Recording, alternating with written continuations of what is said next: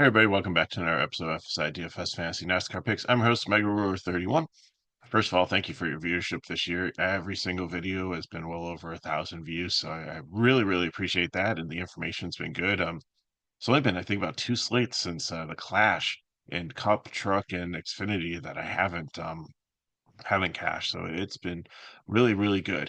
Xfinity yesterday was, well, it's still today as I'm recording this the night before. But still, anyways, that race was quite interesting because I was so stoked. I was in the 20K and I had a really good lineup going. I had Sammy Smith, I had Taylor Gray.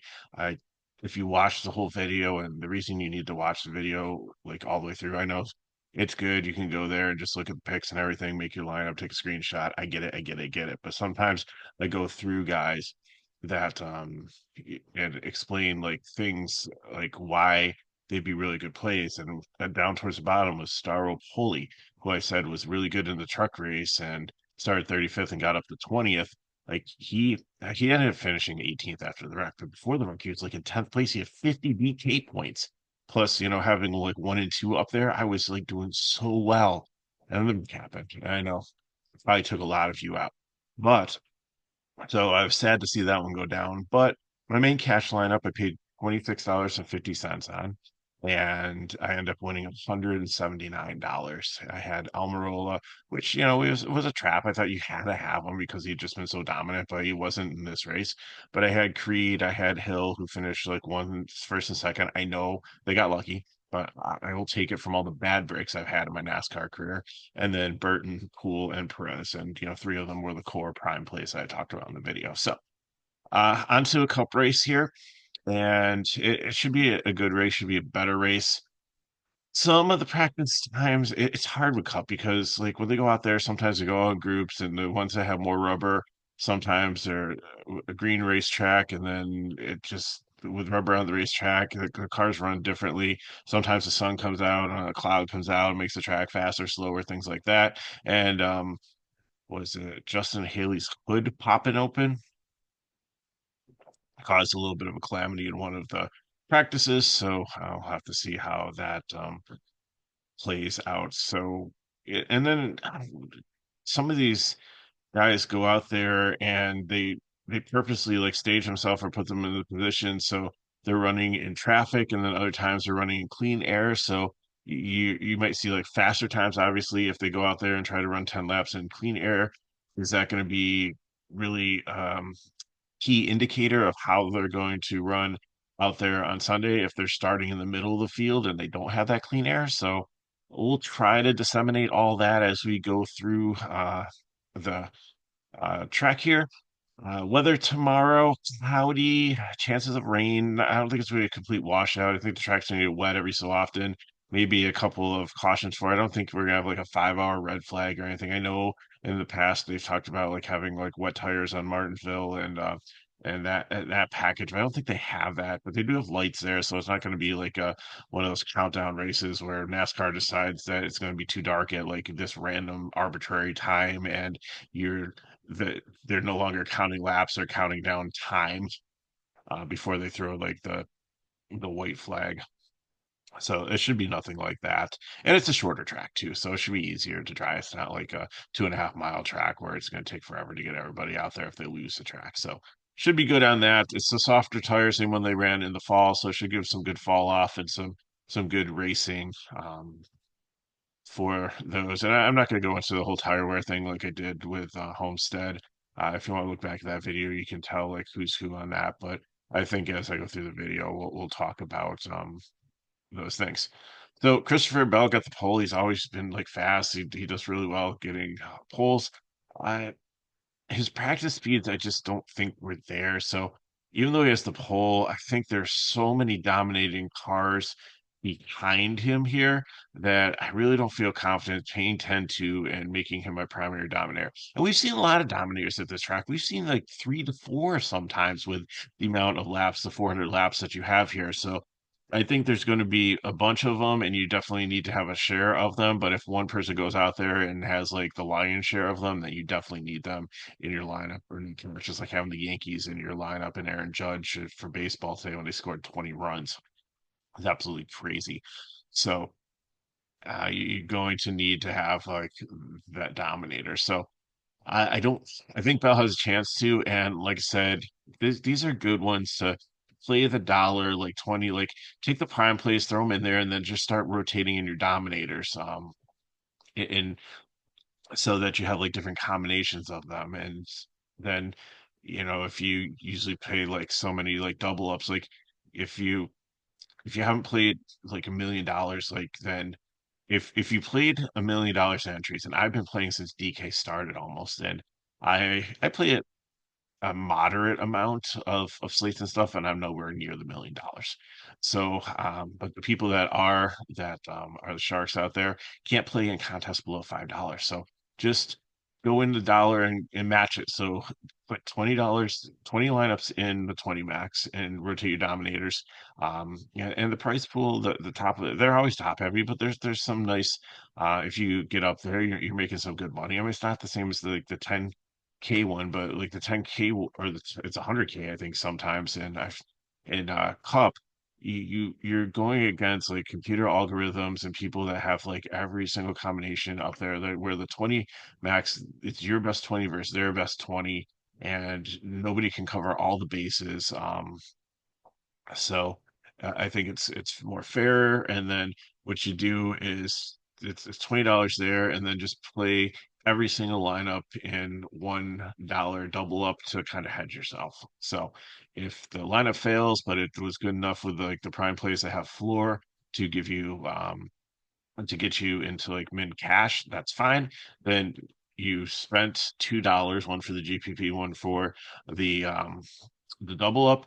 You're going to make $2. You're going to spend $2. You're going to break even. But the lineups that cash in the GPP, that's where your equity is going to be. So just a thought on that. Uh, Chase Elliott has been very fast here. I wouldn't necessarily look at his practice time. He's been fine. Hamlin, I think, has been the fastest in the next gen car, and Chase Elliott has been number two here at this track. So I definitely like him as a dominator and a chance to go out there and lead early. Bowman qualified well along with the rest of the 100 cars. I might just the way it was set up, but his practice time was not there. So I'd fade for me. I know he's done well recently, but I just can't do it here. And in the next gen car, he really has been great at Martinsville. So not this week for I know he's been my lunchbox blue collar special here, but not this week. I'm leaving him on the shelf and looking for other people um to fill in that void. And I think it's going to be kind of like a Stars and Scrub build here because you're going to need Blaney, who didn't qualify well, who is like a lead at this track and very, very good. Um, and is starting 32nd and just didn't have good qualifying conditions, but looked decent in practice and should be able to go out there and have a very, very strong dominant car. And I'm not really concerned about him being stuck in traffic back here. I just believe that he'll get through it and get up there and keep the car clean. And I know he's had some bad luck and crashed a lot recently, but I think this is where he snaps out of it. And he's just like it's almost one of those slates where I've talked about it a lot recently, where you have to lock in one driver. It's good chalk. You just got to eat it. And it's your best five versus everybody else's best five because he's probably going to be 60, 70% owned. He is the most expensive driver on the slate, but you really need to probably get another dominator in here. And then like it's William Byron, I'll explain why I want him as a prime play also. So you just got to figure out who. So I don't think like a good Bowman could be a good pivot off that. It's going to save you some money compared to all the other ones up here that are like 10K, and Elliott's only $100 away from 10K to try to get three of them in your lineup and try to. There's a lot of great value towards the back, so it is all doable. Um, but Bowman, I just not going to factor into my play. Larson's been good here, very strong. So I definitely got to consider him as a dominator. 14th in practice and 10 lap average, but I just think some of those laps were like outlier ones. So if you throw them out, then he definitely was well within the top 10. So I think he's solid there. And Hamlin, which surprisingly qualified well. He's really good at short flat tracks, but he usually doesn't like to show his hand in qualifying. So it's kind of surprising that he got this far up here. 'Cause he usually qualifies somewhere like between like 10th and 15th. And it's just kind of like the tortoise and the hare, where he's just going to kind of like lay low and just like on race day, you're going to see like what he's made of.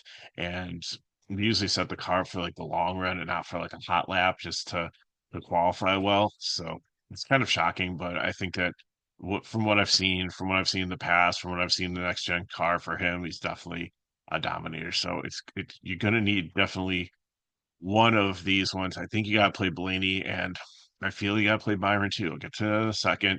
But if you don't want to go with Byron, I completely get it. Then you're going to want to go with like two of Elliott, Larson, and Hamlin, and maybe mix in Bell if you're doing like the 20 max.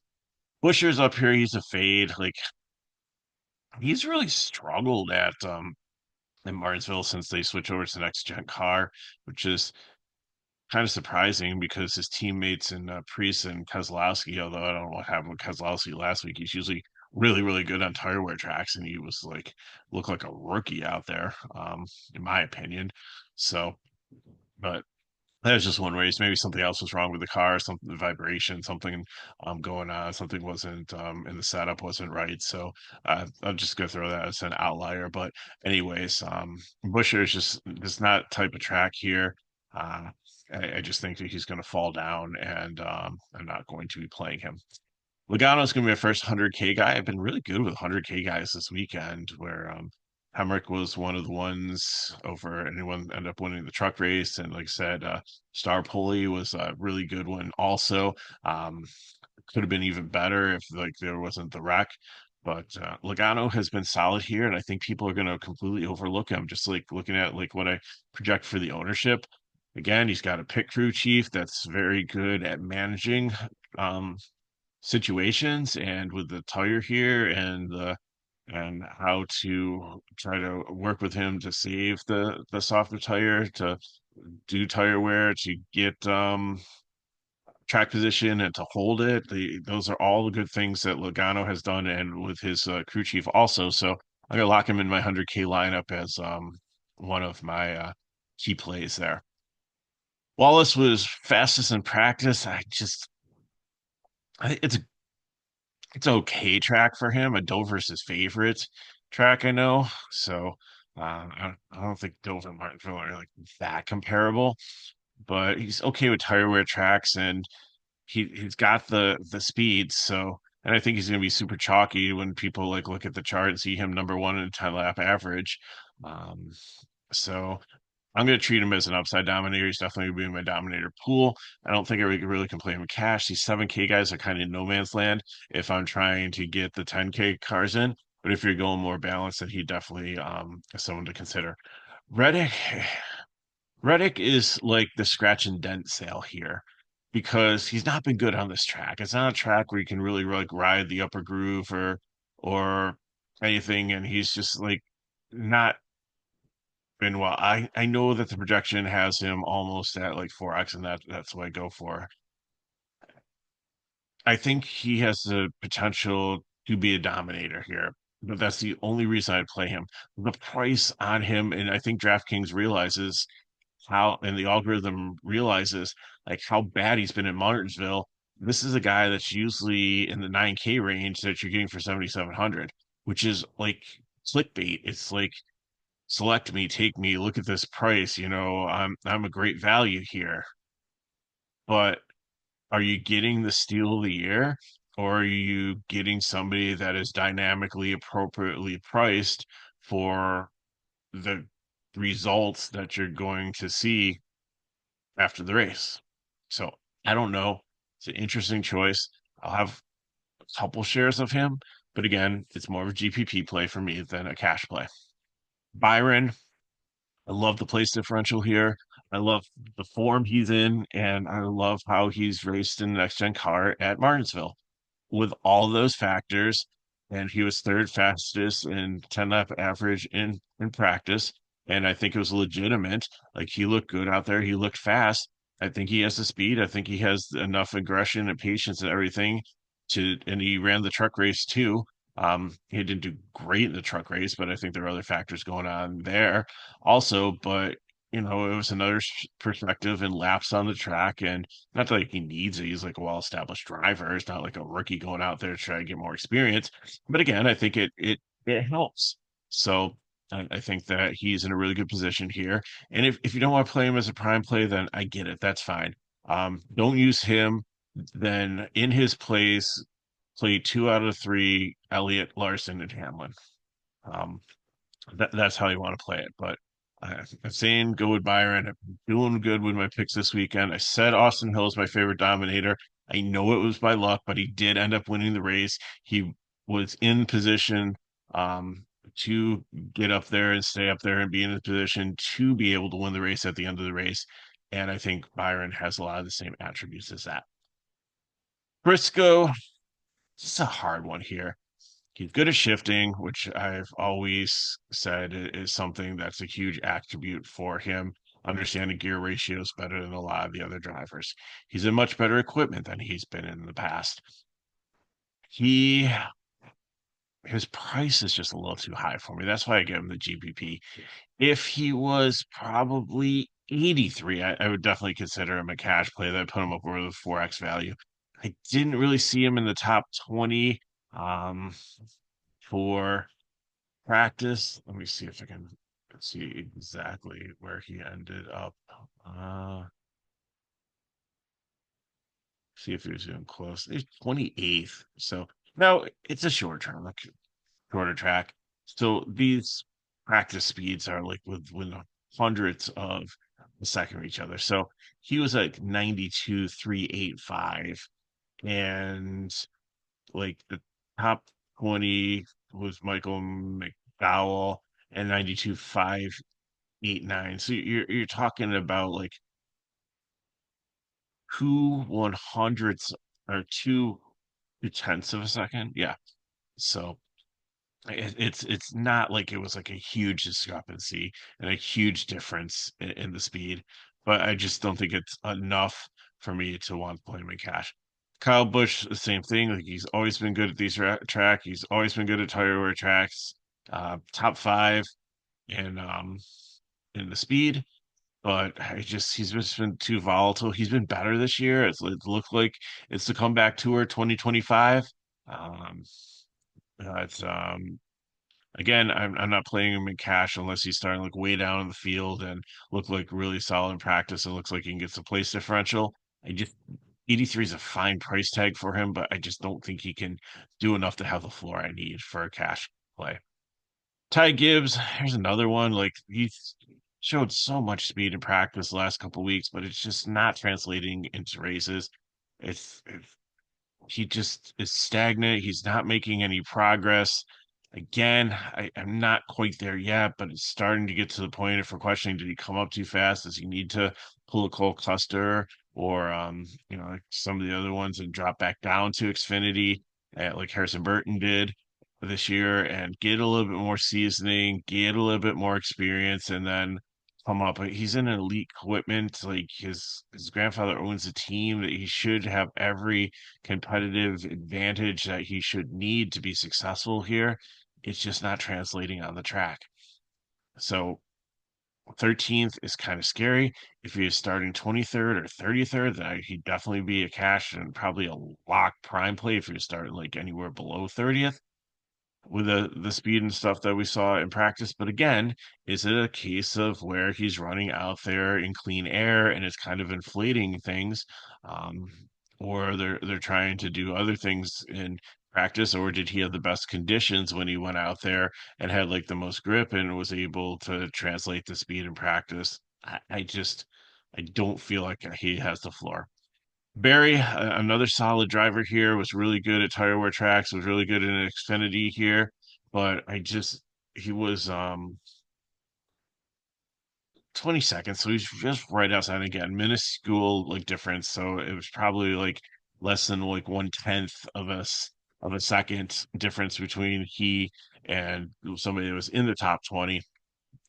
But at 81, I just feel again just like kind of like with Chase Briscoe, I feel the pricing is just a little too much. It's still I'm getting used to being up in the Cup Series, so I he's filled in for a lot of drivers, so he's probably driven Martinsville a Cup car before. So I don't think you can really knock that. Like we talked about in the Xfinity video, that like experience is really key here. But there's other drivers with much more experience, and at 8,100, like I'd rather drop $200 and put Keselowski in my lineup if I'm in that range with the place differential, with all the experience and tire wear and things like that. And other than that, he's just kind of in no man's land. But if you already have Keselowski in your lineup and you end up with like 82, 8,300, like I'll definitely take him over Kyle Busch. But I just, I would even like eat the salary and just drop down to like a Priest, or something like that. I think there's better options than Barry. I think he's just kind of floating out there in no man's land. McDowell, it's not a good racetrack for him here, even though he was top 20. I think that those numbers could be skewed just by like the grouping that he was in. 6,100, the price isn't bad, but like if I'm gonna punt, again, it's like I'm gonna drop down to uh like a Shaden Van Gisberger for $200 less, has a lot more place differential, and is projected for like at least three more points, and has like a ton more upside, where it's so dangerous that McDowell the 15th can fall so far down here. I just don't want to go there. Ross Chastain, I'm going to give him as a cash play. Again, I, he's okay here. The speed was a little bit, was he one of the ones that was kind of further on down in 27th? So it's okay. I think he does enough with my projection and everything to be able to get to 4x, but he's definitely a borderline cash play here. Austin Dillon, he's my next 100K guy. Austin has been solid here. He's gonna have low ownership because people are gonna look at him starting 18th. There's much more sexier picks than him out there, and especially if they have like $100 more, I think everybody's going to gravitate towards like Kosovar in this price range. And I think that he's going to have low ownership. He's done really well. He's done well on tire wear tracks. Martinville is a track that's more in his wheelhouse, and I think he'll have a successful day. I don't think he'll be like a top 10 driver, but even if getting up to the top 15 and holding it, a little bit of place differential, finishing position 6,500, that does the trick for you. Zane Smith, I think, is a solid cash play up here too. I know he's starting a little bit far forward, but everything's there to point that 5,300. That's a solid place if you can hold a top 20 spot, which he was really good in the Truck Series at Tire Wear Tracks and at Martinsville. So I think he's fine there. Austin Cindric is a fade. I just think he's going down, especially at 8,500. It's just a price that I can't really pay in this range for a driver that really didn't show much speed in practice. He was actually 33rd overall. He was less than a second um, slower than the top 10. So we're not talking like tenths there. We're talking a full second. So I just out on him for this week. Priest has always been good here. Priest has been good on tire wear tracks. He actually has one of the highest, besides Blaney and Gillian. He's got, and I know Bubba Wallace has a decent X value up there, but he's over 5, and I think that's kind of true. I know he was 21st, so he's just outside the top 20. And again, I think that he's much better play than McDowell. Um, he's got experience.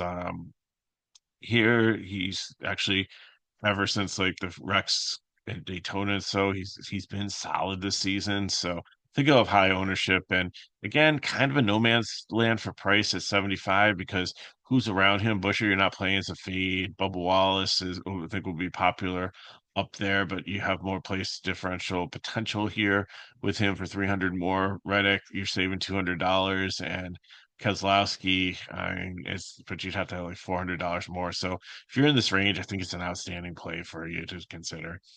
Custer, I think, is another cash play here. I know his season hasn't started out really good with this, but he was really, really good at Martinsville and tire wear tracks and Xfinity. I think they'll be fine here. Top five in long run speed here. So I think there's definitely a chance for him to. He might start out slow and lose some spots, but I think if as the runs, if they stay green and stay long, which the Cup Series they usually do, if not towards the end where things start to get mixed up. Too much. I think they're kind of civil and understand it's a very long race and 400 laps compared to only having like 200 or like 250 for like trucking for Xfinity. I think those are numbers, but anyways, there's significantly more laps here than the other two series. So early on, you want to get your play. You don't want to lose a lap because it's being such a short track. The leaders are going to be on the back of the field like pretty quickly, but you also want to make sure that you can make it through the whole race. So be careful of that. And I think that and definitely someone that can do that here. AJ Allmendinger, I'm going to give GPP. Just has not been good at Martinsville. But it's kind of weird though, because with like all the braking and stuff that you have to do because of you have like the long straightaway and asphalt that goes right into the concrete corner and braking is key. And it's almost like a road course where you're trying to outbrake people to gain advantage as you go into the corner and keep momentum. And that's how you pass normally at road courses. I think that should build well for Allmendinger. So he could be a sleeper here, but he's going to be GPP for me. I didn't feel like he was one that would be in the 10K lineup. Oh, Grayson, on the other hand, I think is definitely um, top 15 in speed. I think he's going to have low ownership here. And he was really good at tire wear tracks when he was in Xfinity, and he's in the number 4 car, which I know is the new crew chief and team and everything. It's not Rodney Childers that was with Harvick when he was in here, but like I think it's got to be kind of yeah, I don't know if everybody's held over there. So like last year when Barry was in this, I think you could definitely attribute like some of those things back to Harvick and having like the team, but I don't know if anybody's left really to help them with some of those things, but just Xfinity experience and just what I saw in practice, I just feel that he's a solid play that people are going to overlook in this price range. So he's going to be the final 10K driver. Gillian, I really like the upside here. Projects really well. 11th in fall off. He's always had really good fall off speed. Truck racing, he's really good. He's just been good in the cup race up here. It's just like that solid floor play. So I'm gonna lock him in the 5600 as a prime play, and it's gonna help me build like get up to some of those other drivers that I want to get in my lineup. Suarez, I think, is decent here. Also, not as good um, fall off, but he usually has good fall off. So I think he'll be okay here. Keselowski, can he retain his crown as like one of the kings of tire wear driving on these tracks? And again, he didn't qualify well, but again, you got to kind of throw that out because of conditions on the track where like Blaney had a really good car in practice and went out there and really didn't have too much incident and could only qualify 30 seconds. So I just think the speed of the track as rubber was laid down or rubber was there or not there really contributed to how their speeds were. Keselowski, I think, is a solid cash play here. I think he's very popular. I thought about putting a prime on him, but I really wanted Byron, and I really needed value in Gillian, and Blaney's got to be like a lock. So, if you aren't feeling Byron, and like I said, you want to go up there and get like the Elliott Larson and Hamlin in, then Keselowski could definitely be a prime play here for you and help you open up some things in your lineup. Ty Dillon, he's been respectable recently, and I'm not expecting him to get be above like 25, but place, but he really doesn't need a ton to pay off his 5K price tag. And he's better than almost all the rest of the punts down here. I would not touch Cody Ware, Mears, or Myers. They are going to lose lap after lap after lap. Like Myers and Mears, like I don't even know, like I'll get to that when I get to them, but Ty Dillon is the guy that you don't want to go all the way up to Nemechek at 52. Zane Smith is fine there, but you have like what 19th to 28th, almost 10 potential more place differential points in playing Ty Dillon, and you have less of a free fall if something goes wrong. So I think it's a very, very solid floor play here. Plus, he was in top 20 in long run speed. Hocevar thinks to be very popular down here also as value play. He's a little bit more expensive, so that's why I didn't want to go with the prime play. I like saving the 10K and going with Gillian and just his experience here in the Cup Series and the next gen car, and has just been solid on short flat tracks. And I just think that he's a better play, but I think Hocevar is going to be super popular here also, especially being top 10 in fall off. Haley, I'm going to give GPP is probably going to have to go to the back to maybe to fix the hood. I don't think that's really an issue. It's a long race. He'll be able to make it up. But just kind of GPP for me, it just hasn't been super, super great on this track. Jones is always solid on tire wear tracks, so I think he's a safe cash play here at 6,200. I don't care if he's outside of top 20.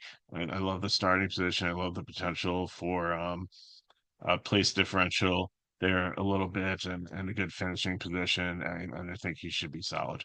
Blaney I already talked about. You got to kind of lock him in here. He's been very, very dominant in these types of tracks, has speed, should be up there dominating at some point. It might take a little bit of time to cut through the field, but I think by maybe the end of stage two, he should be able to get the lead and be able to hold it and have a successful day and get some dominator points and fast lap points. Probably getting through the field. He's another one that can manage his tires well and maybe go with an off strategy to put on newer of the softer tires sooner to try to gain track position and then be able to be up there and hold people off and fight to be able to keep his track position.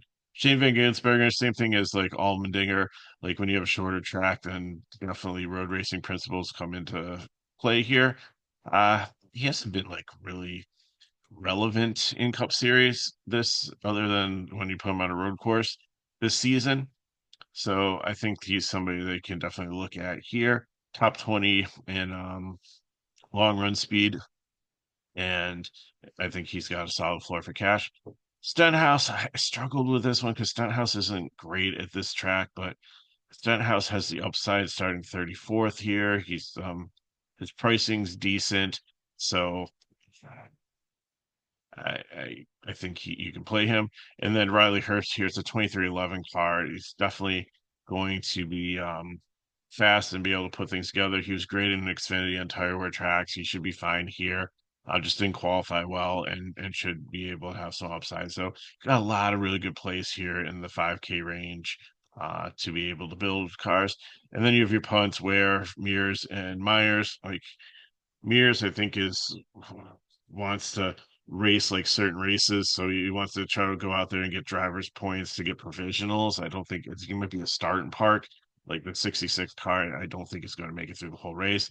Burt Myers, if you remember, the name kind of sounds familiar. He was like the local legend that raced at the Clash track that they were at. So, but he's definitely no short tracks and things like that, but this is a top car coming out here. I just think that this might be like the reciprocal for him, like being in that race, and they're giving him a chance to come to this one, or they need a 38th car to like fill up the field here. I just don't think he's good. Just looking at like he was lost in the Clash. Mears hasn't driven a car since like 2014, I think. So and his like average finish, like one of the best years he was like his average finish 23rd, but it's mostly in the 30s. I just these two are just gonna be lap after lap after lap down, and I don't even know if either one's gonna finish the race. I think Myers had mechanical problems in his car, or he's in a wreck. I appreciated a DNF at the Clash, or did he even make the main Clash? I don't think he did. Anyways, it doesn't matter. Just don't play them. And then Cody Ware, if you have to punt, but why? Just pay the $200 more for Ty Dillon. It's a known commodity and really good, not really good, but better equipment than a Rick Ware car. And I know Cody Ware had like was 12th in long run speed, but I feel it's kind of like when he went out there to be able to get out on a track in a good spot. And I think those numbers are skewed. So I mean, if you want to take a chance, that's fine. I'd just pay the $200 and go up to Ty Dillon. So again, just to kind of review here, you got to nail the Doms. Elliott, I really like. Hamlin, Larson, I think I would go in that order. Elliott, Hamlin, Larson. I really want Byron. If you really don't want Byron, I get it. That's fine. Then drop down and take Keselowski and take 2 out of 3 between Elliott, Larson, and Hamlin. Don't play Byron. But Gillian's a solid cash play. You got to kind of lock in Blaney. Maybe play a couple GPPs without him just in case, especially if, like I said, you're doing the 20 max and leave him off of a couple of the teams. But make sure that you take like Keselowski in there for like kind of the same place differential. Uh, because like it doesn't matter like who the drivers are, you just want to try to match their points. So if you think that Blaney's going to be like super chalky and you want to fade him in GPP, then try to find somebody around that's going to have about the same experience and pedigree and place differential points, and it's to save you $500, so you can definitely reinvest that in more places in your lineup. So that's how I'm going to play it. So thanks for watching. If you have questions, put them in the chat below. Hit me on Megor31 on Twitter, X, um, and Discord and the FSI, which is free. Just go to the description of the video and you can go into FSI.com, and there's a link to sign up for our Discord, which is free to get into that. That's just kind of a lobby where you can ask questions and stuff, but it helps you to, if we have a mutual server, it helps you connect to me as friends and we can talk on Discord, NASCAR. I've met so many cool people over the 5, 6 years I've been doing this, through videos, through X, through Discord and things like that. So it's been a great community. It's been great to getting to know the fans out there, the people that play DFS, help answer your questions, like some amazing players out there. So I'm very thankful for you watching the videos and connecting with me. And if I can help you, I'll try. So there's that. And great weekend to just join FSI. Anyways, it's $6 for the day for a VIP pass. Tomorrow it's going to get you like college basketball, which the team's been doing really good with that. If you can play in your state, you got PGA Showdown, you got Charlie and soccer, which elite coverage there. We're still doing NBA, we're still doing NHL. Pete Cole and I have been doing MLB. Had a really good day today with the Yankees and some of the other builds that we did. And I don't think forgot any sport, but if it's in session right now and there's DFS for it besides F1 because I just couldn't get into that, um, we probably have a cover. So thanks for watching. Good luck in your contest. Next week we go to Darlington. I mean, I like the Southern 500 better in fall, but the throwback paint schemes and everything is just so cool. Looking forward to that. So thanks for watching. Good luck in your contest. Hope you have an amazing weekend. And I'll see you next time.